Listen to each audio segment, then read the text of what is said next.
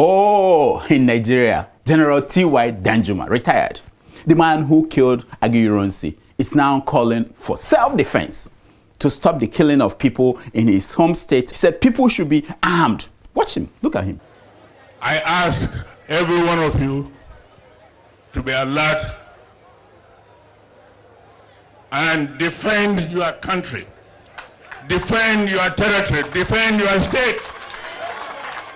The last time we saw him, he was yelling that the military was colluding with Fulani invaders to kill his people. Listen to the man. Armed forces are not neutral. They collude with the armed bandits that kill people, kill Nigerians. You see, poor guy. Sometimes I wonder if dead people are watching us on a special TV in heaven. You know what I mean? They are watching what is happening to those of us who are still living. Sometimes I wonder. Imagine what Aguiyi would think while watching Danjuma complaining, crying. What an irony. Now, the same military that Danjuma served in, the same military he used against others, is being used against his people. Hi. Do you think that the people who are feeling on top of the world right now, those using their might today to destroy others, I'm talking about the Americans, the Fulani, are paying attention? Are they? Nah. Life changes. And those are the advantage today.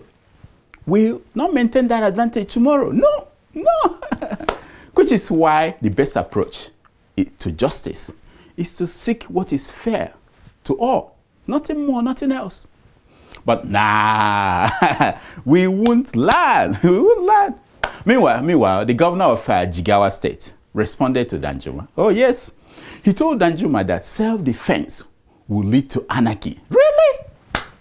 Seriously? Let's watch them on. If you say citizens be allowed to defend themselves, I think you're causing anarchy. Governor Namidi, that is his name. We don't know these people until they open their mouth and say something. Said that instead of self-defense, we should wait until we get to the level where villagers are wiped out and those who survived are moved to IDP camps and their villages taken over by invading Fulani headsmen.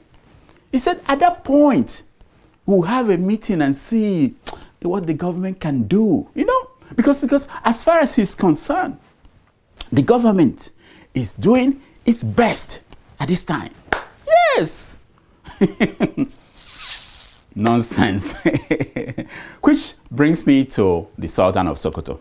I see how I connected these things, Look at the man talking. Watch. But that's one terrorist organization, social media. Yes. Yes. Something struck the cocoyam at its west, for which it cried like a baby. Let me guess what it is. Social media has been amplifying the division between the Fulani in Nigeria and the Hausa and other indigenous ethnic groups that used to own and govern northern Nigeria before the Fulani came and took over and kicked them on the side. Shikina, that is the whole proverb about social media being a terrorist organization.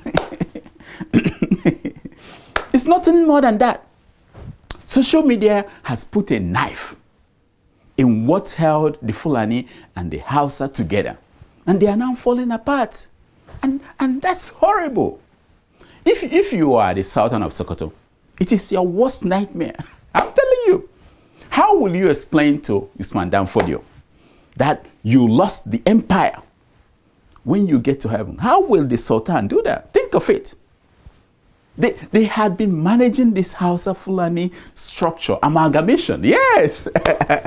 and it got to his turn, the turn of this Sultan, and he lost it. It must be a terrible thing that caused it. This awful terrorist organization called social media. That's it. But don't worry. Since every politician in the country plans to join the APC, The moment Shawari joins, the last person leaving should turn off the light. They have nothing to worry about anymore. Sultan has nothing to worry about. Once they gather where they eat the vulture, you know, they will bring down the basket and share the meat and roast it and patch up all the cracks in their secret code. That's it. For those of you who initiated this divorce between Fulani and Hausa, your own don't finish if you fail. I'm telling you. Kafune fune diotua. Fune fune. Okay, yeah. I'm just saying.